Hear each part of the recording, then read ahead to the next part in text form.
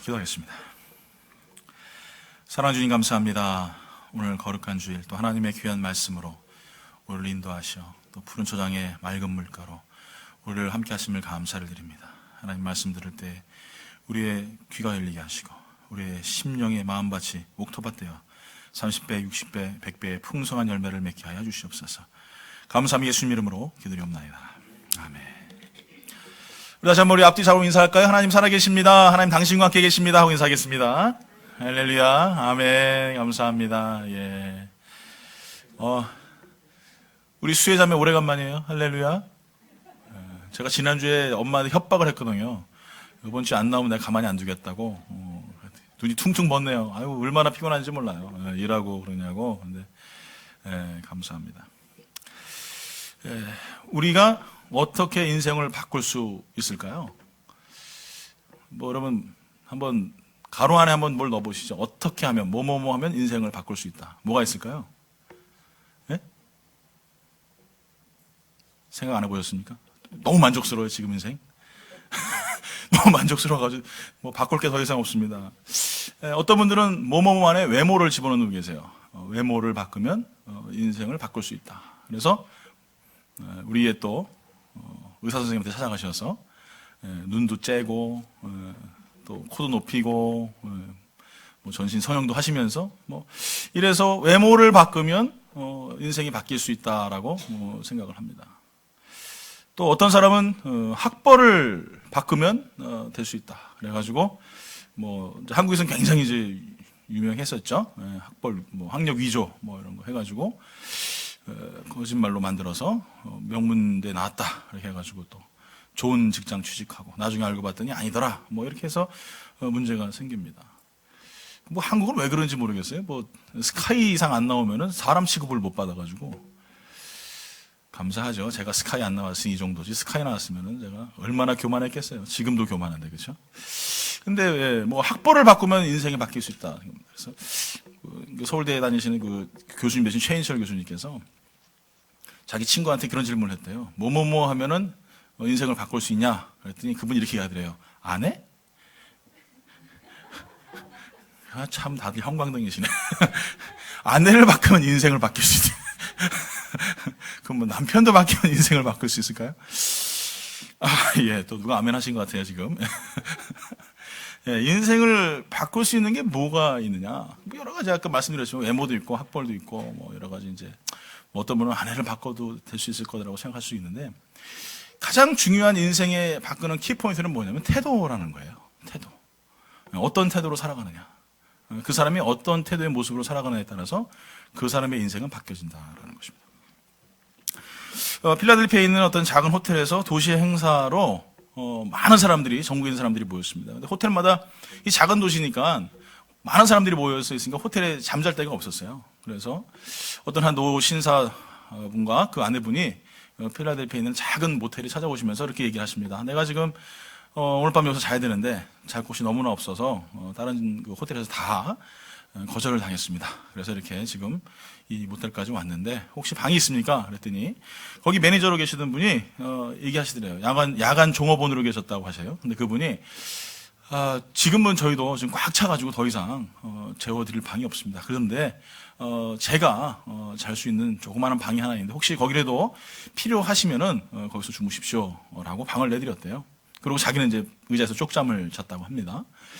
그리고 그 다음날 아침에 일어나서 이제 그분이 이제 떠날 때 배웅을 하려고 했는데 나중에 알고 봤더니 깜짝 놀랐어요. 그분이 어떤 분이냐면은 1976년 굉장히 오래된 얘기죠. 근데 1900개의 객실을 갖춘 뉴욕의 월드오프 아스토리아 호텔의 경영인 존 제이콥 아스터라는 사람이었대요. 예, 그래서 그 사람이 바로 그 다음날 이 아스토리아 호텔의 총 지배인으로 가게 됐다라는 그런 일화가 있었어요. 우리가 생각할 때는 아무것도 아닌 것 같은데 어떻게 그렇게 할 수 있을까? 우리는 보통 우리의 생각, 또 우리의 어떤 그 환경, 이런 조건들이 나의 태도를 반영한다라고 생각합니다. 근데 지금 이 상황 속에 있었던 이 인물은 자기가 어떻게 보면은 삶 속에서 계속 그런 배려와 또 남들을 생각하는 그런 태도를 가지고 살다 보니까 우리가 생각하는 것처럼 이렇게 굉장히 좋은 행운을 잡았지 않나, 우리는 이렇게 생각할 수 있을 거예요. 커밍 워커라는 사람이 성공의 요인을 4가지로 이렇게 얘기합니다. 첫째는 머리가 좋아야 된다. 두 번째는 지식이 있어야 된다. 세 번째는 기술이 있어야 된다. 넷째는 태도가 정확해야 된다. 이렇게 얘기를 했대요. 그런데 이 커밍 워커라는 사람이 얘기한 것은 이 태도는 삶의 적어도 93%를 차지한대요. 그러니까 이 굉장히 많은 삶의 변화를 일으키고 환경을 바꾸는 가장 중요한 것은 태도다. 그러니까 내가 어떻게 살아가는 태도를 가지고 있느냐가 그 사람의 미래의 모습이 될 수 있다라는 것이죠. 아무리 기술을 가지고 있고 지식을 가지고 있고 아무리 공부를 많이 했어도 태도가 합당하지 않으면 아무 소용이 없어요. 그러니까 저도 이제 뭐 인생을 많이 살아보지 않았지만 이렇게 바라보면은 공부 잘하는 친구들 다 좋은 대학교 들어가고 또 좋은 위치에 있는데 그렇다고 해서 다 좋은 위치에 있는 것은 아니더라고요. 시간이 지나 보니까 그 사람이 가지고 있는 태도, 그 애티튜드가 그 삶의 모습들을 통하여서 모든 것을 나타냅니다. 어렸을 때부터 온전하게 교육을 잘 받아오고 예절 교육을 받아오고 또 그 속에서 주어지는 삶의 어떤 모습들을 가지고 살아간다면 그 아이는 커서 훌륭한 인물이 될 수도 있다는 것이죠. 우리는 자꾸 뭔가 생각할 때마다 내가 가진 게 없어서, 아니면은 내가 부모에게 물려받은 것이 없어서, 아니면 내가 배운 게 없어서 내가 성공하지 못해 라고 우리는 생각을 합니다만, 사실상 우리의 인생은 그것이 아니라 어떠한 태도에 따라서 인생이 결정되고 판가름되어진다는 거예요. 제가 미국에 가서 일을 하다 보니까 그냥 별을 막 3개씩 4개씩 달고 군대에서 예편하신 장군님들도 와서 저하고 똑같은 일을 하시더라고요. 미국은 다 그런 것 같아요. 아무리 여러분 거기서는 뛰어난 인물이고 대단한 인물인데 여기 와서는 다 똑같더라는 거죠. 결론은 뭡니까? 그렇게 아무리 대단하고 큰 일을 했었어도 각자의 환경이나 삶 속에서 내가 어떤 태도를 가지냐에 따라서 그 사람은 성공하는 것이고 그렇지 않을 수도 있다는 것이죠. 여러분은 어떤 태도를 가진 사람들이십니까? 항상 여러분 근심의 태도로 사십니까? 아니면 항상 걱정의 태도로 사십니까? 아니면은 여러분 어려워도 환하게 웃고 괴로워도 밝게 웃을 수 있는 그런 태도를 가지고 계십니까? 저는 여러분들이 온전한 태도를 가지고 살아갈 수 있는 성도들이 있으면 좋겠어요. 그래서 항상 보여지는 것만 여러분 그것이 다인 것처럼 우리가 살아가는 자들이 아니라 정말 나의 삶 속에서 어려운 환경일지라도 온전하고 아름다운 태도를 가짐을 통하여서 바른 삶을 가지고 생각할 수 있는 그런 성도가 됐으면 좋겠습니다. 오늘 그래서 저는 태도를 바꿀 수 있는 방법, 제가 2가지를 여러분에게 제시하고 싶습니다. 좀 귀가 쏠깃하시죠? 그렇다고 적을 건 없어요. 다 아시는 내용인데 우리가 자꾸 잃어버리다 보니까 자꾸 놓치는 것들이 있습니다. 첫째는 뭐냐면은 이 태도를 저는 프레임이라고 말씀드릴게요. 그러면 어떤 프레임을 가져야 되느냐? 이것은 첫 번째는 뷰의 프레임을 가지시라는 거예요. 볼 수 있는 태도. 어떤 위치에서 보느냐, 어디서 보느냐, 이것이 굉장히 중요합니다. 저는 바둑을 두는 걸 싫어해요. 끈기가 없어가지고 오래 앉아가지고 머리를 굴려가면서 길 따라서 이렇게 놓는 거를 못해요. 그래서 어떤 바둑 잘 치시는 분들은 3시간도 4시간도 앉으셔가지고 꼼짝도 안 하시고 두시더라고요. 저는 몸이 근질근질 해가지고 절대 못합니다. 장기도 못하고요. 오목 같은 건 좀 해요. 오목은 빨리 끝나니까 딱 끝나고 확 엎어버리고 딱 빨리 끝나고 또 확 엎어버리니까 금방 하는데 이 바둑은 못해요. 근데 바둑을 보니까 고수와 하수의 차이, 이게 바둑을 둔다 보니까 몇 점 차이가 안 나요. 한두 점 차이로, 어떤 때 반집 차이로 이기기도 하고 지기도 하고 그러더라고요. 반집을 어떻게 계산하는지 모르겠어요. 바둑알이 하나인데. 그렇죠? 하여간 그건 아시는 분들이 아시겠죠. 그런데 고수와 하수의 차이가 어디 있을까요? 보는 데 있어요. 어떻게 보느냐? 고수가 보는 것과 하수가 보는 것은 다릅니다. 고수는 벌써 전체 바둑판을 쫙 보면서 거기서 흘러가는 흐름들을 보고 그 다음에 몇 수 앞까지 잘 보고 그리고 바둑을 둡니다. 근데 하수는 어떻습니까? 당장 앞에 뭐가 막혀 있으면은 이거 살리려고, 저 같은 경우는 그래. 이거 살리려고 막 두고 또 막 두다 보면은 몽창 다 그 집을 다 날려버려요. 이게 하수예요. 근데 고수는 그러지 않아요. 딱 두다가 이거는 잃어버릴 것 같으면 과감하게 제껴놔 버립니다. 그런데 나중에 판석의 흐름을 딱 보면은 그 집이 살아요. 희한하죠? 그러니까 고수와 하수는 어떠냐면은 바로 여기에 있습니다. 볼 수 있는 눈. 그 볼 수 있는 눈을 가진 사람의 태도를 결정한다라고 저는 생각해요. 오늘 사랑하는 성도 여러분 사울 왕 너무나 잘 아시죠? 사울. 이스라엘의 초대 왕입니다. 유대의 초대 왕. 정말 하나님께서 그를 택하셨을 때는 그런 준수한 외모에 정말 잘생긴, 키도 홀쭉하고 정말 아주 대단한 청년이었던 것 같아요. 꼭 저처럼. 다들 또 고개를 돌리시는군요. 그러니까 사울 왕은 그랬었어요. 하나님 그를 뽑으셨습니다. 그를 왕으로 세우셨습니다. 그래서 하나님께서 그를 함께 하시고 인도하심을 통하여서 날마다 승승장구하게 하십니다. 그리고 하나님께서 이 사울 왕에게 아말렉을 치라라는, 아말렉과 전쟁을 하라라는 하나님께서 메시지를 주세요. 그래서 하나님의 명령이 이렇게 말씀하십니다. 사무엘상 15장 3절에 지금 가서 아말렉을 쳐서 그들의 모든 소유를 남기지 말고 진멸하되 남녀와 소아와 젖먹는 아이와 우양과 낙타와 나귀를 죽이라 하셨나이다. 하나님 좀 잔인하지 않으세요? 전쟁에서 그냥 이기면 되는데 하나님 뭐라고 말씀하시냐면요, 모든 소유를 남기지 말고 진멸하라. 모든 소유가 뭡니까? 아까도 그 후보에 나오죠. 남자는 뭐 그렇다 치겠는데 여자까지 다 죽이고, 또 소아, 어린아이, 젖먹는 아이, 우양과 낙타와 나귀를 죽이라. 하나님 너무 잔인하세요. 너무나 무서운 분이세요. 저는 이 말씀을 보면서 하나님은 정말 하나님의 말씀 가운데에서 이루신 일들을 이루시기 위해서는 그 어떠한 것들도 하나님께서는 과감하게 제거하신다는 생각을 들 때가 참 많이 있어요. 참 무서운 분이세요. 그러니까 하나님은 그런 분이세요. 그래서 사울 왕에게 명령을 하셨어요. 다 없애버려라. 다 죽여라. 다 진멸해라. 이게 하나님의 중요한 키포인트예요. 여러분 기억하셨습니까? 기억했어요. 자, 그런데 사울은 어떻게 했죠? 그렇게 했습니까? 안 했어요. 그렇게 하지 않았어요. 그랬더니 하나님께서 화가 나셔서 사무에게 나타나셔서 내가 그를 뽑은 것을, 그를 왕으로 준 것을 후회한다, 이렇게 말씀하십니다. 그래서 이 사무엘이 사울의 왕에게 찾아갑니다. 첫 번째 사울의 변명이 이거예요. 사무엘상 15장 12절. 사무엘이 사울을 만나려 아침에 일찍 일어났더니 어떤 사람이 사무엘에게 말하여 이르되 사울이 길갈에 이르러 자기를 위하여 기념비를 세우고 발길을 돌려 길가로 내려갔다 하는지라. 여러분, 사울 왕은 누가 뽑았어요? 국민투표로 뽑았습니까? 네? 너무 인기가 많아서? 아니죠. 하나님 뽑으셨어요. 이 사람의 종교는 하나님을 섬기는 그 종교예요. 그렇다면 어떻게 되겠어요? 전쟁에서 승리했으면 먼저 하나님 앞에 예배를 드려야 되는 거예요. 제사를 드려야 되는 거예요. 여러분 명심하세요. 여러분의 삶 또한 여러분의 것이 아니라 누구의 것입니까? 하나님의 것이에요. 그래서 여러분은요, 예배자로 살아가셔야 돼요. 사울 왕은 어떻게 했습니까? 근데 기념비를 세웠어요. 무슨 기념비?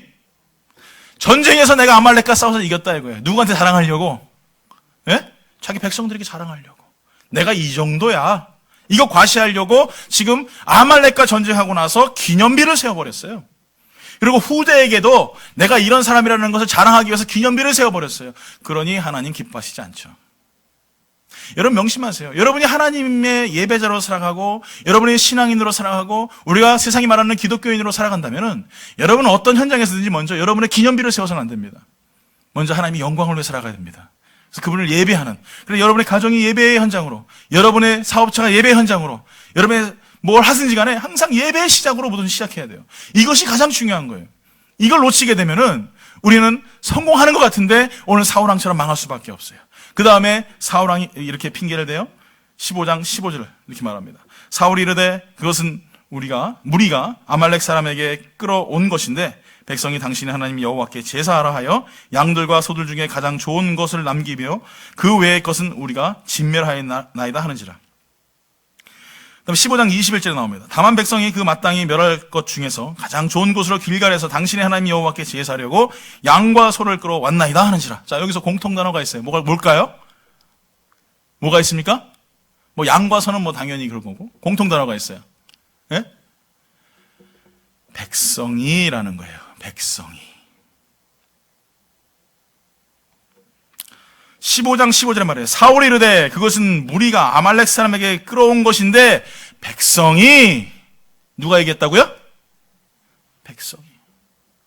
백성이 뽑아가지고 와가지고 그것을 하나님께 제사 드리자라고 얘기했다라는 거예요.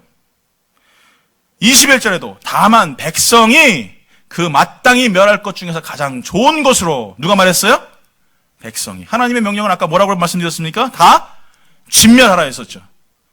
그런데 누가? 백성이, 사람이 그거 가지고 오라고 했다는 거예요. 사울 왕의 귀에는 뭐가 들립니까? 예? 하나님의 소리가 안 들리고 백성의 소리가 들려요. 하나님이 분명히 진멸하라고 말씀하셨는데 하나님의 음성은 들리지 않고 사울 왕에는 백성의 소리만 들려요. 그러니 여러분, 하나님 기뻐하시겠어요? 사울 왕의 눈에는요, 백성의 민심이 가장 중요합니다. 그들의 기분이 가장 중요합니다. 그들이 불쾌하면 안 돼. 그들이 기분 나쁘면 안 돼. 그래서 그 사람들이 원하는 대로 해줘야 돼. 하나님의 음성에는 관심이 없어요. 그분이 무슨 말씀을 하시던 그것은 중요하지 않아요. 왜? 하나님은 지금 내 눈에 안 보이니까. 사람은 내 눈에 보이니까 그 사람 말에 귀 기울여야 되고 그 사람 말에 집중해야 돼요. 혹시나 이 사람들이 나 쫓아내버리면 어떡하지? 이 사람들이 나 버리면 어떡하지?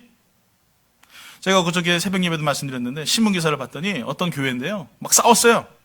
막 또 한국에는 저 교회에서 막 싸우면 많지 않습니까? 막 싸웠어요. 그래가지고 막 갈라집니다. 그러니까 목사님 편에 선 사람, 목사 반대편에 선 사람 섰어요. 목사님을 장로들이 불러다가 이렇게 합니다. 내가 당신한테 30억 줄 테니까 교회 모든 재산 남기고 두고 떠나가라. 목사님 뭐라고 그러셨게요? 전 그 목사님 너무 존경해요. 나 30억 필요 없습니다. 하나님 여기 계시지 않기 때문에 나는 떠날 것입니다. 멋있지 않습니까? 할렐루야. 목사 그 정도 되지. 30억이 뭐야? 한 3천억이면 몰라도. 30억 가지고 쪼잔하게. 오늘 사랑하는 성도 여러분, 사람의 말에, 사람의 음성에 우리가 기울이는 것도 중요하지만 더 중요한 건 뭡니까? 민심이 아니에요. 신심이에요. 할렐루야. 하나님의 마음이 어떠냐? 여러분에게 여러분 간곡히 부탁드립니다. 하나님이 여러분에게 어떤 말씀을 하시는지 여러분 귀를 기울이셔야 돼요. 하나님께서 나에게 원하시는 것이 무엇인지를 귀를 기울이는 사람은 하나님의 눈으로 세상을 바라볼 수 있습니다. 하나님의 눈으로 세상을 바라보면 세상이 아무것도 아니에요. 여러분, 우리는 지금 이렇게 앉아가지고 뭐 지지고 먹고 싸우고 무슨 뭐 밥이 꼬들밥이라느니 무슨 뭐 국이 왜 이렇게 짜니느니 막 이러는데, 여러분 비행기 타보셨어요? 그거 봐요. 안 타봤죠. 전 비행기 타보니까 하늘을 쫙 날아가니까 처음에는 뭐 공항 뭐 보이고 뭐 보이는데 하늘 높이 올라가니까요 아무것도 안 보여. 땅에서 뭔 소리를 하는지 싸우는지 무슨 뭐 전쟁이 일어나는지 난 모르겠어. 하늘 높이 올라가니까. 그냥 거기서 저는요 앉아가지고 음악 듣고요. 예. 아주 편하더라고요. 그냥 그렇게 쭉 올라갔으면 그래서 계속 그냥 천국으로. 예. 너무 좋아요. 오늘 여러분 우리가 하나님의 눈으로 바라보면요 이 땅의 모든 문제들이 사실은 아무것도 아니에요. 그런데 자꾸 우리는 하나님의 마음을 알려고 하지 않고 내 마음을 이해해달라고 이야기해요. 내 생각을 이해해달라고 이야기해요. 여러분, 제가 여러분이 아닌데 어떻게 제가 여러분을 이해합니까? 여러분 제 마음 아세요? 정 목사의 마음 아세요? 아십니까? 우리 장로님? 모르시죠? 아무도 몰라요. 그렇기 때문에 우리는요 이해해 줄 수가 없어요. 이해하실 분은 누구십니까? 우리는 참 잘 알아요. 하나님이 내 마음 이해하세요. 하나님 내 마음 아세요. 그런데도 우리는 막 급하면 어디다 전화해요? 사람한테. 내가 지금 막 이러고 말이야. 막 이러네. 저도 그래요. 저도. 여러분만 그런 게 아니라 저도 그래. 급하면 막 사람한테 전화해가지고. 그래요. 이게 우리의 마음이에요. 그런데 오늘 우리가 말씀을 본 것처럼 사울처럼 민심에 기울이는 자가 아니라 정말 하나님의 마음이 어떤가 한번 좀 우리가 고민해보자라는 거예요. 문제가 다가왔을 때 사람의 생각과 사람의 말이 아니라 하나님은 왜 그런 상황을 만드셨을까? 하나님은 왜 그런 문제를 주셨을까? 하나님은 왜 그렇게 우리를 인도하실까? 한번 생각해보자라는 거예요. 이스라엘 백성들 말처럼 그냥 그들이 광야 생활을 하면은 전혀 얼마나 문제가 됩니까? 근데 애굽에 있었으면은 그들은 문제가 될 게 아무것도 없어요. 그냥 노예 생활하지만 그래도 하루 세 끼 밥은 주니까 그냥 살 수는 있어요. 근데 왜 그들은 하나님의 이끌림을 통하여서 출애굽을 하고 홍해를 지나가고 광야길에서 그것도 그 힘들다 그러면 유대의 광야를 들어가서 하나님께서 그들을 40년 동안 낮에는 구름 기둥으로 밤에는 불 기둥으로 만나와 메추기를 주셨을까? 여러분, 우리가 생각할 때는 왜 하나님은 그들에게 고난을 주셨을까? 그냥 바로 다이렉트로 가나안 땅에 뻥 하나의 고속도로를 뚫으셔가지고 그들을 그렇게 인도하시면 되지. 오늘 여러분, 우리의 인생도 이와 같아요. 우리의 눈으로 보면은 하나님께서 왜 우리를 광야길로 인도하시는지 이해 못해요. 왜 하나님께서 그렇게 하시는지 도대체 이해 못해요. 그런데 하나님의 눈으로 바라보면 그게 이해가 돼요. 아, 하나님께서 왜 그렇게 우리에게 고난을 주시고 왜 하나님 나를 이렇게 심각한 어려움 가운데 내놓으셨을까? 하나님의 시선으로 바라보게 되면 돼요. 그래서 저는 여러분들이 사람의 마음을 위로하려고, 사람의 생각을 위로하려고 먼저 여러분 애쓰시지 마시고 하나님의 마음이 어떠신지, 하나님의 생각이 어떠신지를 먼저 우리가 주목했으면 좋겠어요. 그래서 그분의 마음을 가지고 그 사랑하는 형제의 눈을 바라보고 그 심령을 바라보고 그 삶 속에서 우리가 들어가서 그들을 이해할 수 있는 믿음의 삶을 살아가는 그런 성도가 되어야 될 줄 믿습니다. 여러분, 우리는 사랑과의 약속 굉장히 중요하게 생각하죠. 그렇죠? 그래서 뭐 예를 들어서 언제 몇 시에 밥 먹읍시다 그러면은 막 10분 전에 막 와요. 와가지고 다 앉아가지고 약속을 지켜요. 왜? 약속 어기면 다음부터는 안 만나니까. 그 사람은 원래 그런 사람이야. 그래서 안 나오잖아요. 그런데 우리는 문제는 뭐냐면 하나님과의 약속은 참 진짜 아주 그냥 아주 안 지켜요. 아주 뭐 그냥 안 지키는 게 아니라 아주. 왜 그럴까요? 단 하나입니다. 사람은 보이는데 하나님은 안 보이기 때문에 그래요. 사울 왕이 그런 거예요. 사람은 보이는데 하나님은 안 보이니까 내가 약속 안 지켜도 된다고 생각해요. 사람한테는 잘 지켜도 되지만 하나님과의 약속은 안 지켜도 된다고 생각해요. 이 사람은 그러니까 세상에 바라보면서 벌써 태도 자체가 틀린 거예요. 사람을 기쁘게 하는 데선 최선을 다하고 사람을 기쁘게 하는 데는 정말 노력을 많이 하는데 하나님 기쁘게 하기 위해서는 전혀 관심이 없는 거예요. 이런 삶을 살아가는 사람.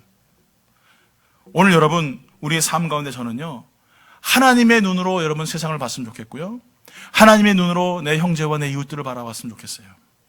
그래서 어느 때는 미운 사람도 있고 또 어느 때는 싫은 사람도 있지만 그래도 하나님의 눈으로 바라보면 어떻게 됩니까? 긍휼의 눈으로 바라보게 되는 거고 용서하게 되고 사랑하게 되는 것이죠. 그렇게 되면 어떻게 되겠어요? 여러분, 태도가 바뀌어요. 하나님이 날 사랑하신 그 은혜만으로도 우리가 살아가는데 어떻게 상대를 우리가 미워한다라고 싫어한다라고 우리가 저주할 수 있겠습니까? 하나님 나 같은 죄인도 사랑하시는데, 나같이 불충한 사람도 하나님 사랑하셔서 하나밖에 없는 아들을 사랑 주셨는데, 그런 것들을 우리 생각한다면 하나님의 시선이 우리들에게 얼마나 큰 은혜를 주는지 몰라요. 저는 여러분들이 사울왕처럼 정말 사람의 마음을 기쁘게 하는 것이 아니라 하나님을 기쁘게 하기 위해서 하나님의 시선으로 세상을 바라볼 수 있는 그런 아름다운 성도 되길 간절히 축원합니다. 우리 옆에 분하고 인사할까요? 손잡고 인사하면서 제가 당신을 용서합니다 라고 인사하시겠습니다.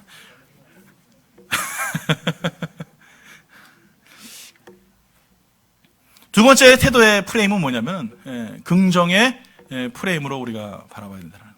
긍정의 프레임. 무엇을 보느냐? 여러분, 보는 것을 바꾸셔야 돼요. 보는 것을. 그래서 산모가 아이를 가지면 항상 뭘 보라고 합니까? 예쁜 거. 그래서 꽃 같은 거 보고, 뭐 좋은 거. 그래서 남편들 못 보게 하죠, 이렇게? 보지 말라고. 안 본다 그러고 막. 예쁜 거 봐야 된대요. 그리고 음식도 예쁜 음식 먹어야 되고. 왜 그럴까요? 그만큼 보는 게 중요한 거예요. 뭘 보느냐? 뭘 보느냐? 저희 그 아이들이 좀 이렇게 좀 이상해요. 좀 유별나요. 근데 어렸을 때부터 좀 이렇게 보면은 이렇게 고스톱 치는 걸 보고 자랐어요.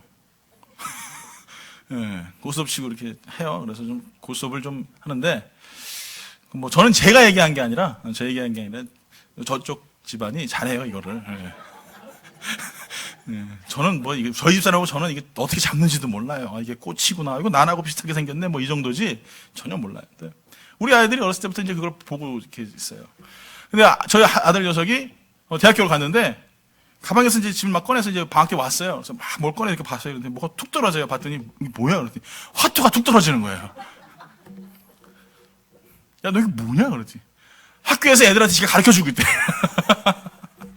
그래서 참 어렸을 때 그 조기 교육이 굉장히 참 잘 돼 있구나.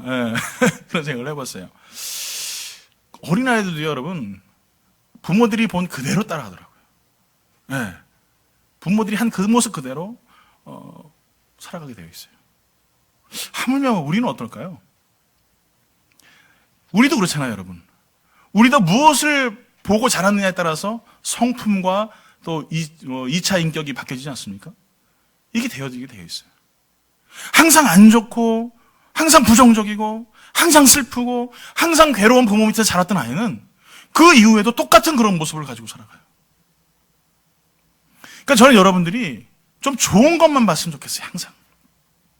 예쁜 것만 보시고, 좋은 소망의 이야기들을 들으시고, 행복한 언어들을 쓰시고, 그래서 그 속에서 내가 찾아내고 소망해야 될 것이 무엇인지를 찾고 발달했으면 좋겠어요.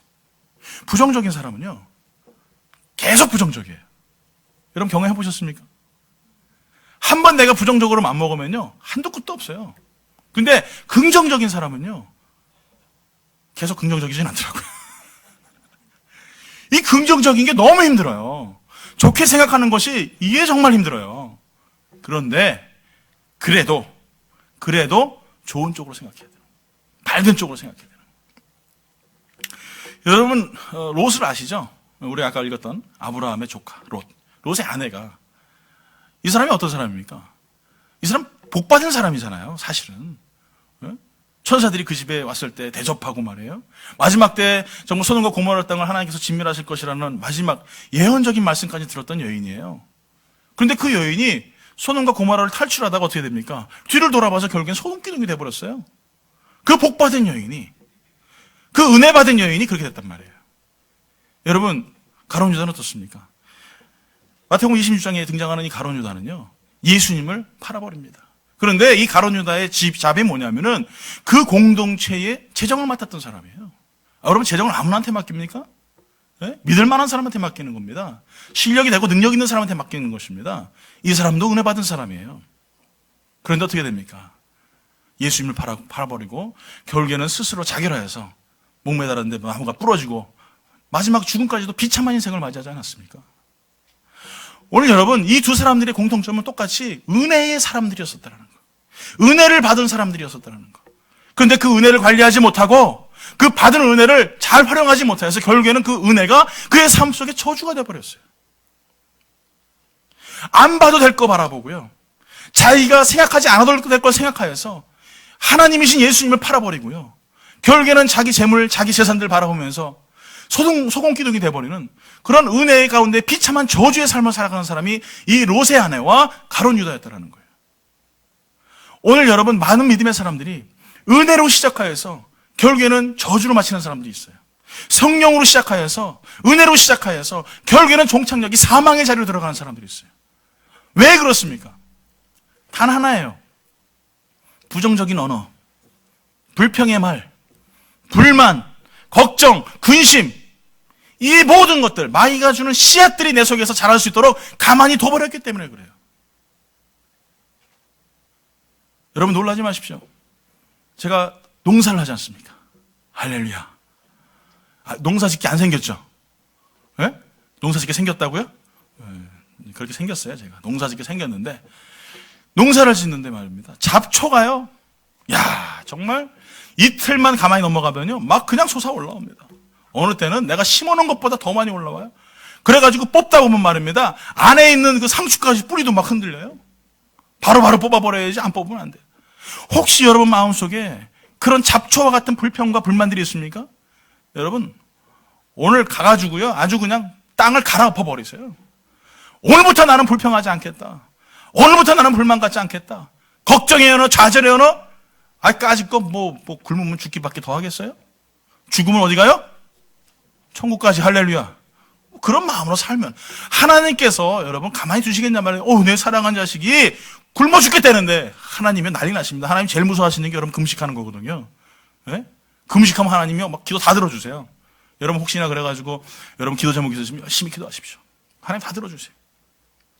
오늘 여러분 우리 마음속에 이 불평과 불만이 뭐가 되냐면요, 거짓이 돼버리고요, 거짓이 자라면서 뭐가 되냐면 교만이 돼버리고요, 교만이 결국에는 어떻게 하냐면요, 나의 영혼을 송두리째 앗아가는 저 지옥의 길로 인도해버리게 되는 거예요. 오늘 여러분 마음속에 있는 그 마음들 여러분 뽑아버리세요. 그래서 여러분들은 오늘부터 나는 긍정의 사람으로, 긍정의 프레임을 가지고 살아가노라라고 여러분 생각하셔야 돼요. 제가 한번 테스팅을 해봤어요. 내가 말을 곱씹으면 어떻게 될까? 그래서 이제 운전하고 가다가 누가 저한테 뒤에서 무슨 말을 했어요. 그래서 한번 테스팅을 해봤습니다. 금을 계속 제가 곱씹어 갔어요. 하루 종일. 그랬더니요, 이 마음속에서요, 막 분이 막 올라오는 거예요. 분이 올라가는데 내가 아니라 다른 내가 나타나더라고요.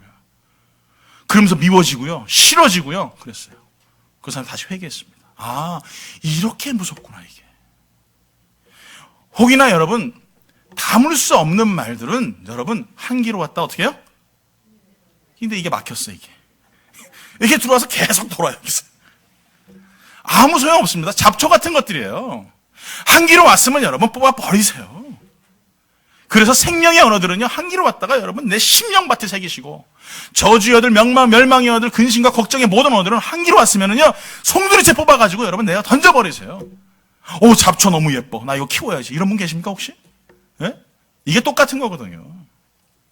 불평의 언어들, 불만의 언어들, 근심의 언어들은요, 다 잡초와 같아요. 아무 영양가가 없습니다. 아름답지도 않습니다. 자라는 생명들에게 피해를 주고요, 많은 어려움들을 줍니다. 이런 삶으로 살아가는 삶이 돼서는 안 된다는 것이죠. 여러분 혹시나 입술 가운데 불평과 불만의 언어들이 있습니까? 그것은 마귀가 주는 거예요. 따라합니다. 불평의 언어들은, 크게 하세요. 불평의 언어들은 마귀가 주는 것입니다. 믿습니까? 안 돼도 될 수 있다고 하세요. 못해도 할 수 있다고 하세요. 불가능하다고 해도 하나님 나와 같이 계시니까 할 수 있습니다라고 이야기하세요. 그게 안 돼도 안 된다고 하는 것보다 된다고 하는 게 낫지 않습니까? 그렇죠? 그러니까 여러분 된다고 하세요. 그러니까 제가 얘기했잖아요. 오늘 2019년에는 몇 명? 근데 안 될 것 같잖아요. 그렇죠? 보세요, 한번 되는지 안 되는지.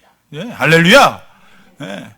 이 사람 숫자 많이 늘리는 게 아니잖아요. 우리는 정말 한 영혼 구원시켜서 예수 믿게 하고 변화되어서 하나님의 나라를 이루는 민족을 이루는 것, 그것이 우리의 소망 아니겠습니까? 오늘 여러분, 우리는 할 수 없지만 그분이 하시는 거예요. 오늘 여러분, 저는 이 요셉이라는 사람 너무 좋아해요. 아까 롯의 아내와 가룟 유다는 어떻게 됐습니까? 멸망의 길로 갔지만 이 요셉은요, 정반대의 삶이에요. 이 롯의 아내나 이 가룟 유다 같은 경우는요, 아주 평탄하고 예수님을 말미암아 그 안에서 안락함을 누렸던 사람인데, 요셉은 정반대의 사람이에요. 여러분, 형제들에게 배신당해 보셨습니까? 형제들이 팔아버렸어요. 예? 보디발의 집에 가가지고 종노릇했어요. 종. 어린 나이에 아무것도 할 수 없는 그 어린 소년이 종노릇했단 말이에요. 형제한테 팔려가지고 죽을 고비를 넘기고 말이에요. 여러분, 그럼 어떠시겠어요? 저거는 매일 밤마다 칼을 입에 물고요, 이걸 내가 죽여버리지. 슥슥슥슥 칼 갈 거예요. 언젠간 내가 이거 복수를 할 거야. 슥슥슥. 안 그러겠습니까, 여러분? 그런데 여러분, 여기까지만 해도 감사한데 어떻게 됐어요?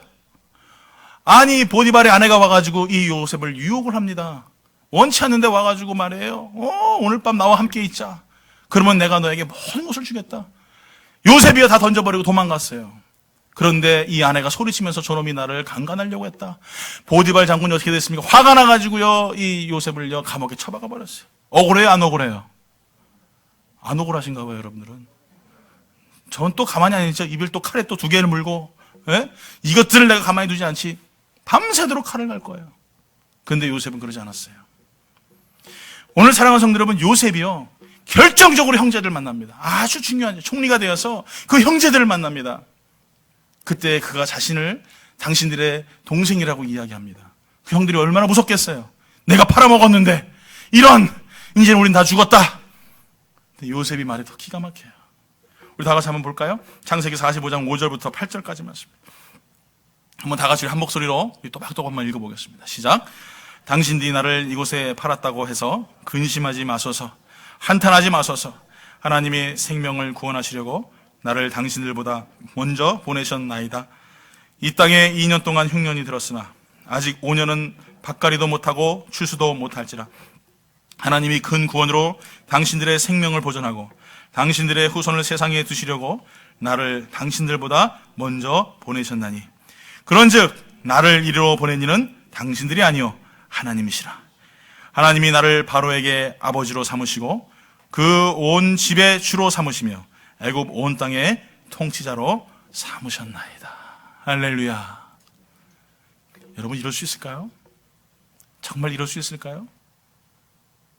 여러분, 우리는 어때요?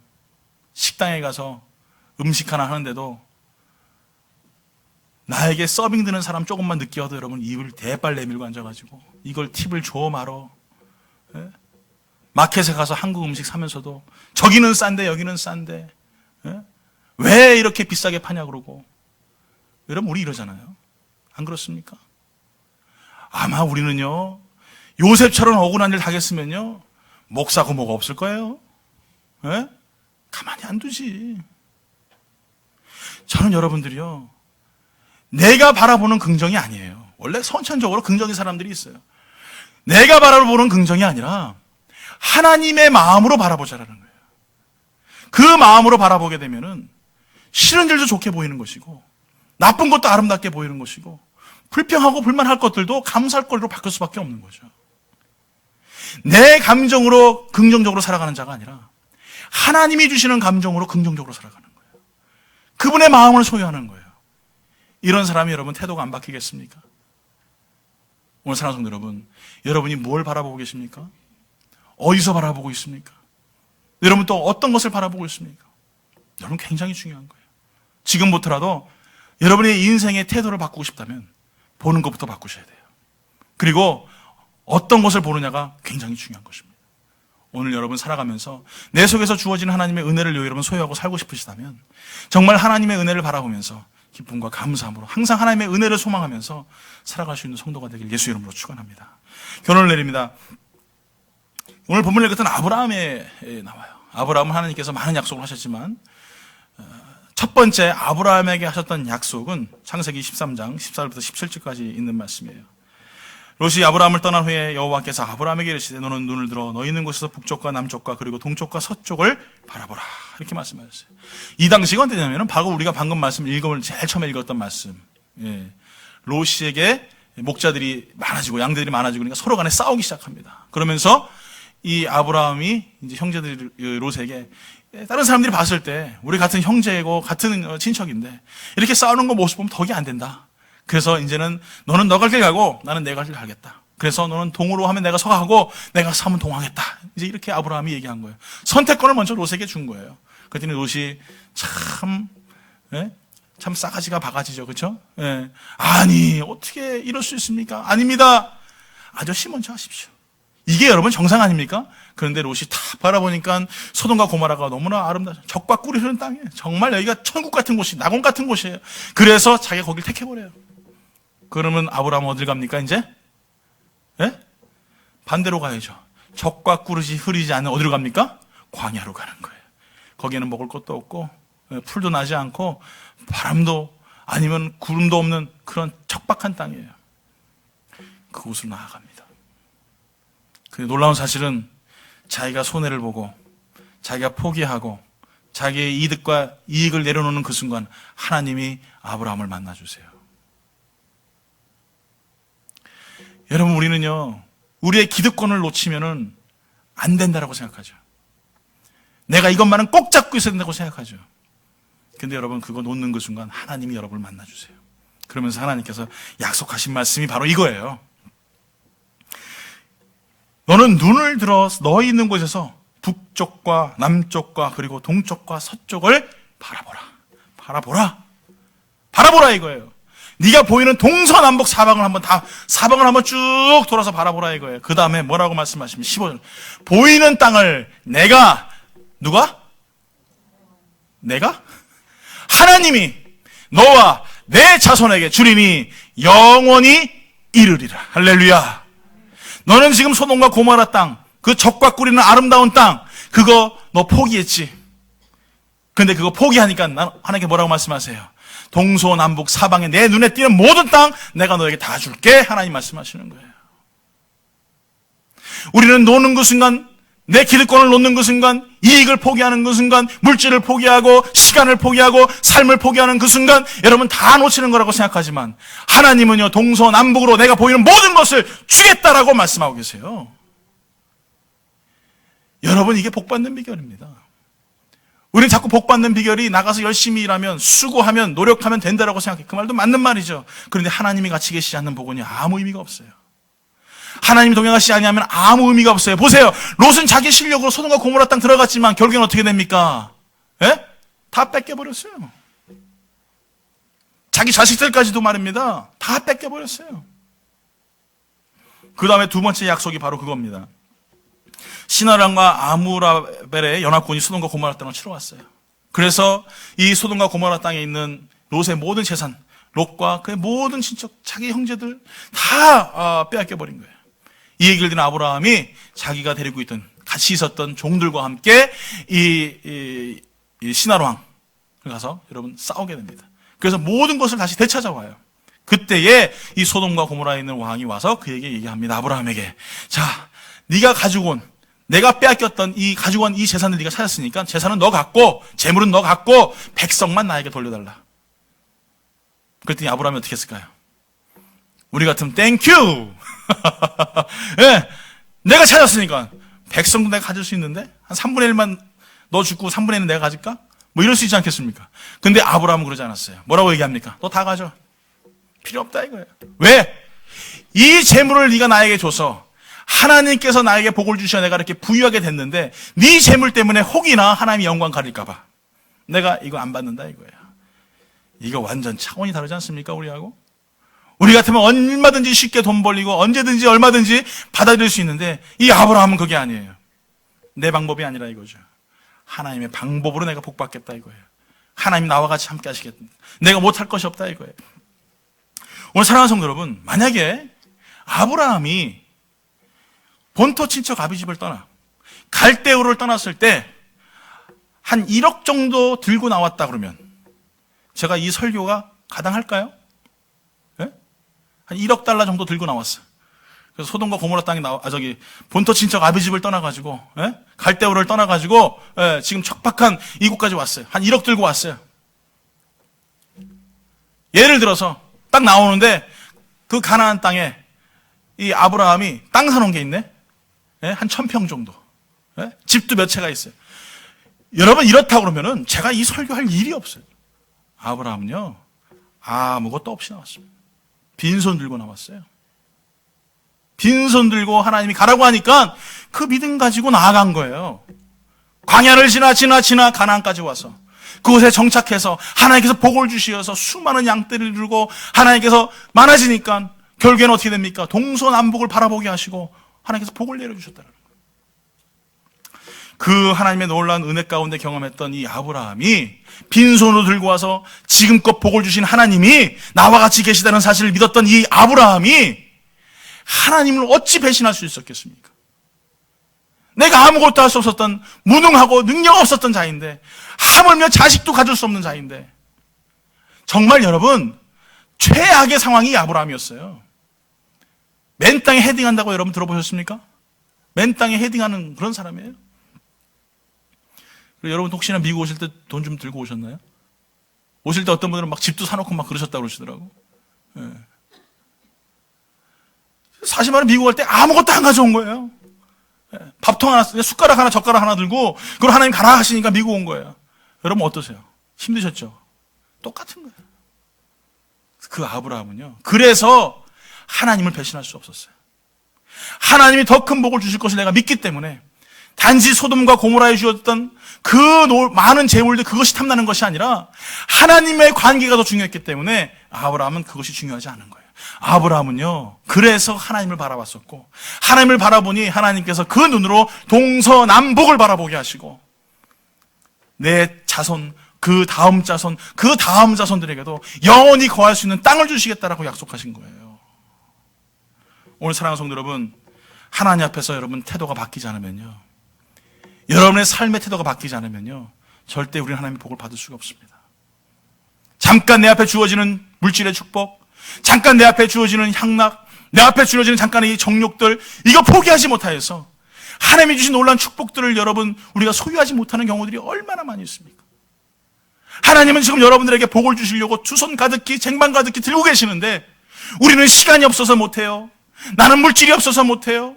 나는 무슨 여러 가지 핑계거리가 많아서 하나님 주신 복들을 못 받는 경우가 얼마나 많이 있냐 이거예요. 여러분 문제 닥치면 여러분 기도하시지 않습니까? 어려움이 있으면 여러분 기도하지 않습니까? 여러분 복 받기 위해서 여러분 왜 기도 안 합니까? 하나님의 놀라운 축복 받으려고 여러분 왜 예배 자료 나가지 않습니까? 내 시선으로 바라보니까 자꾸 삶이 고단해지는 거고 내 시선으로 내 마음으로 생각하니까 자꾸 삶이 피곤해지는 것이죠. 오늘 사랑하는 성도 여러분, 저는 여러분들이 하나님이 주신 놀라운 아브라함의 이 축복이 그냥 아브라함에게만 있는 것이 아니라 나에게도 주어지는 축복이라는 사실을 여러분 깨달으셔서 정말 하나님 앞에 나의 태도가 바뀌지 않고서는 결코 내가 복을 받을 수 없다는 사실을 깨닫고 하나님 앞에서 더 아름다운 것을 볼 수 있도록, 더 큰 것을 바라볼 수 있도록 하나님 나의 삶을 인도해달라고 나아갈 수 있는 성도가 되길 예수 이름으로 축원합니다. 여러분, 현실의 아닌, 미래를 부정적인 상황이 아닌 긍정적인 여러분 자아상으로 바꾸셔야 돼요. 그래서 나는 할 수 없지만 하나님 하실 수 있다. 나는 부족하지만 하나님께서 모든 것을 이루실 수 있다. 여러분, 그 믿음 가지고 나아가셔야 돼요. 여러분, 아무것도 가진 것 없지 않습니까? 이 가지고 있는 것도 사실은 이게 언젠가 다 날아갈 것들이고 언젠가는 없어질 것들 아니겠습니까? 그러나 그 속에서 하나님의 눈으로 세상을 바라보고 나아갈 수 있는, 그래서 아브라함에게 말씀하신 것처럼 동서남북, 여러분 아브라함이 동서남북을 안 받겠어요? 근데 하나님이 바라보라고 하시잖아요. 믿음의 눈으로 바라보라고 하시잖아요. 그랬더니 여러분, 하나님께서 그 보는 땅을 아브라함에게 주시는 거예요. 따라합니다. 보는 만큼 보입니다. 믿는 만큼 기적은 이루어집니다. 할렐루야. 예. 아멘은 크게 하세요. 그래도 목을 조그맣게 했으니까 그래도 말은. 여러분, 보는 만큼 보이는 거예요. 여러분이 믿는 만큼 여러분 받는 거예요. 오늘 여러분 하나님께서 여러분을 볼 수 있는 기회를 주시고 믿을 수 있는 기회를 지금 이 시간에 주셨어요. 선택은 여러분에게 있습니다. 여러분이 부정적인 걸 보시겠습니까? 여러분 멸망을 보시겠습니까? 여러분이 선택하실 거예요. 그러나 여러분 감사를 선택하시고 소망을 선택하시고 천국을 선택하셔서 여러분 그 속에서 하나님이 주신 놀라운 은혜를 경험할 수 있는 그런 믿음의 성도 되길 예수 이름으로 축원합니다. 우리 찬양하며 나아갑니다. 오늘 이 시간 우리 함께 계신 하나님, 다 같이 일어나서 우리 찬양합니다. 정말 여러분, 우리가 하나님의 은혜가 없었다면, 정말 하나님의 은혜가 없었다면 우리가 어떻게 살았겠습니까? 그렇죠? 오늘 제가 다시 한번 나의 삶 속에서 나를 인도하신 그 은혜를 기억하면서 다시 한번 찬양이 올라옵니다. 하나님의 은혜로